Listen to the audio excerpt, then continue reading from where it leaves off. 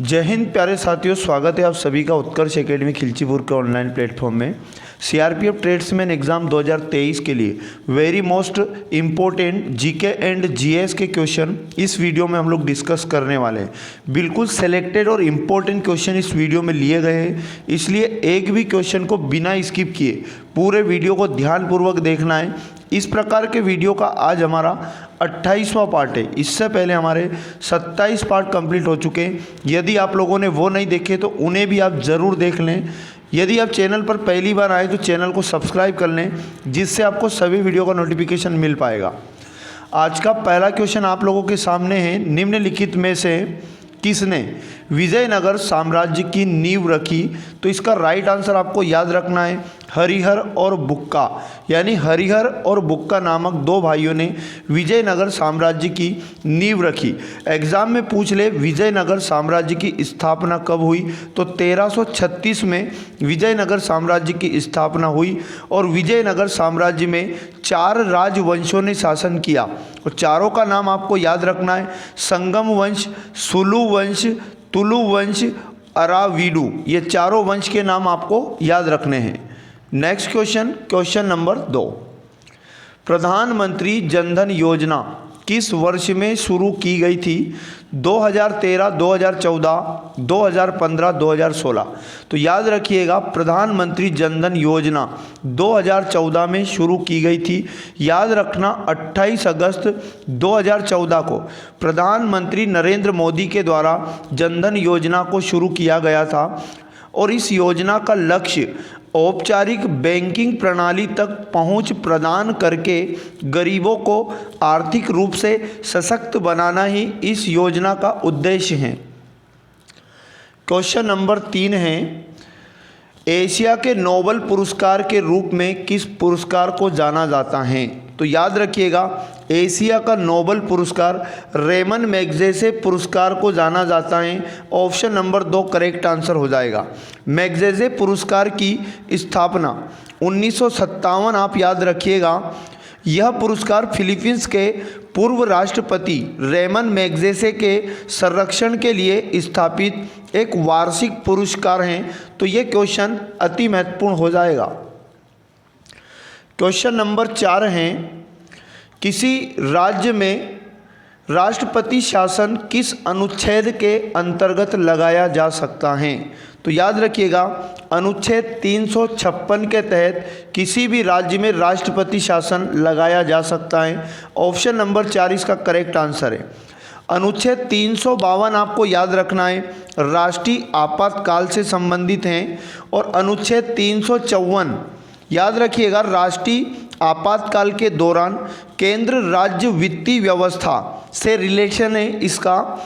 अनुच्छेद 355 याद रखिएगा, बाहरी आक्रमण और आंतरिक अशांति से राज्यों की रक्षा करना संघ का कर्तव्य है। तो याद रखिएगा, ये तीनों अनुच्छेद जो आपको बताए हैं चारों वेरी मोस्ट और इम्पोर्टेंट अनुच्छेद हैं। अगला क्वेश्चन है 5 नंबर, भारत की सबसे बड़ी ताज़े पानी की झील कौन सी है? चिल्का झील, वुलर झील, पवई झील, डल झील। तो याद रखिएगा, वुलर झील भारत की सबसे बड़ी ताज़े पानी की झील है और याद रखिएगा ये जम्मू कश्मीर राज्य में है। चिल्का झील से आपको याद रखना है भारत में सबसे बड़ी खारे जल की झील है और ओडिशा में चिल्का झील है। पवई झील याद रखिएगा, मुंबई महाराष्ट्र के पवई क्षेत्र में एक कृत्रिम झील है। और डल झील अगर एग्जाम में पूछ ले कहाँ है, तो जम्मू कश्मीर की दूसरी सबसे बड़ी झील डल झील हो जाएगी। क्वेश्चन नंबर 6 है, निम्नलिखित में से कौन सा अंतर्देशीय नदी बंदरगाह है? तो याद रखिएगा, अंतर्देशीय नदी बंदरगाह यदि पूछ ले, कोलकाता बिल्कुल राइट आंसर याद रखिएगा। यह बंदरगाह हुगली नदी पर स्थित है, कोलकाता बंदरगाह।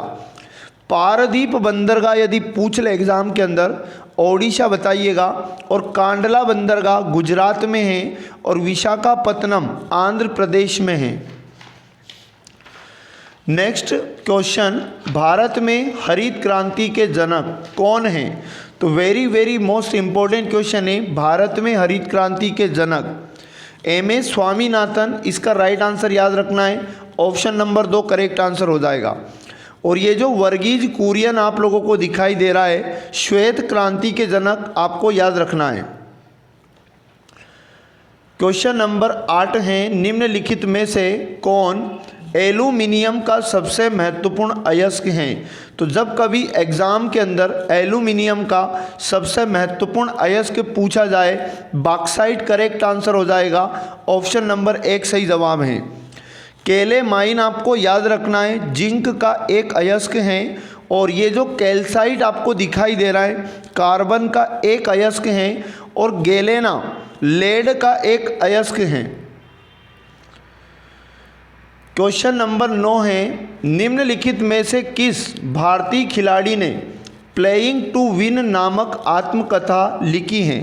तो इसका राइट आंसर आपको याद रखना है, Saina Nehwal, option number 3 correct answer हो जाएगा। साइना नेहवाल बैडमिंटन खिलाड़ी हैं।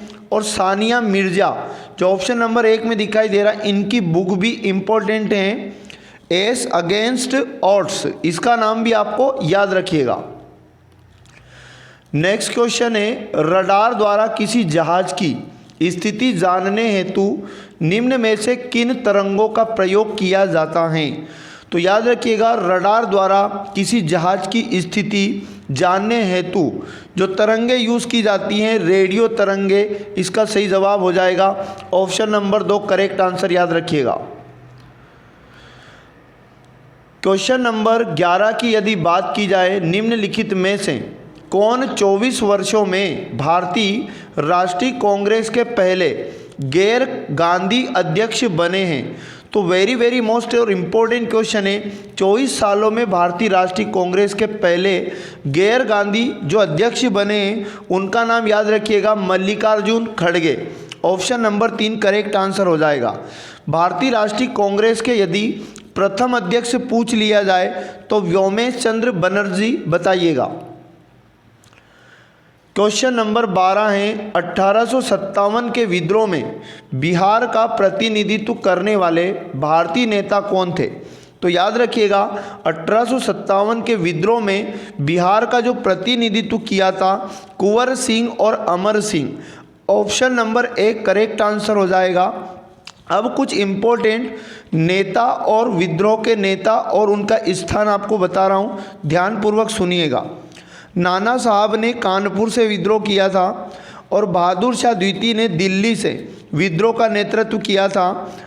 और याद रखिएगा, खान बहादुर खान बरेली से इन्होंने विद्रोह का नेतृत्व किया था। लक्ष्मीबाई और तात्या टोपे झांसी और ग्वालियर से इन्होंने 1857 की क्रांति का विद्रोह किया था। क्वेश्चन नंबर 13 है, भारत का राष्ट्रीय खेल दिवस किस उत्कृष्ट खिलाड़ी के जन्म दिवस के अवसर पर मनाया जाता है? तो भारत का राष्ट्रीय खेल दिवस याद रखिएगा, Dhyan Chand, major Dhyan Chand, option number 3 इसका करेक्ट आंसर याद रखिएगा। मेजर ध्यानचंद हॉकी के एक फेमस खिलाड़ी हैं और इनका जन्म दिवस हर साल खेल दिवस के रूप में मनाया जाता है। इनका जन्म 29 अगस्त 1905 में हुआ था, तो ये डेट भी आपके लिए इम्पोर्टेंट हो जाती है। अगला क्वेश्चन है, निम्नलिखित में से कौन उच्च न्यायालय की पहली महिला मुख्य न्यायाधीश थी? तो वेरी मोस्ट और इम्पोर्टेंट जानकारी है, उच्च न्यायालय की पहली महिला मुख्य न्यायाधीश, तो लीला सेठ इसका करेक्ट आंसर आपको याद रखना है, ऑप्शन नंबर 1 सही जवाब हो जाएगा। फातिमा बीवी जो आपको दिखाई दे रहा है ऑप्शन में, याद रखिएगा, सुप्रीम कोर्ट की पहली महिला न्यायाधीश थी। और याद रखना, किरण बेदी भारत की पहली महिला IPS। अगला वेरी मोस्ट और इम्पोर्टेंट क्वेश्चन है, बिहू किस राज्य का पारंपरिक लोक नृत्य है? तो जब कभी एग्जाम में पूछ ले बिहू किस राज्य का पारंपरिक लोक नृत्य है, तो याद रखना बिहू असम राज्य का एक फेमस पारंपरिक नृत्य है। तो ये थे वेरी मोस्ट और इम्पोर्टेंट 15 क्वेश्चन जो आपकी एग्ज़ाम के पेपर में इसी प्रकार के क्वेश्चन आपको 25 क्वेश्चन देखने को मिलेंगे। तो प्रतिदिन इस क्लास को ज़रूर देखा करें, ये क्लास आपकी आगे आने वाली एग्ज़ाम के लिए वेरी मोस्ट और इम्पोर्टेंट यूज़फुल साबित होगी। प्यारे साथियों, सेशन अच्छा लगा, सेशन को लाइक किया करें, शेयर करें, और यदि चैनल पर पहली बार आए चैनल को सब्सक्राइब कर लें, जिससे आपको सभी क्लास का नोटिफिकेशन मिल पाएगा। तो मिलेंगे पुनः नेक्स्ट पार्ट में, तब तक पढ़ते रहिएगा। जय हिंद, जय भारत, भारत माता की जय।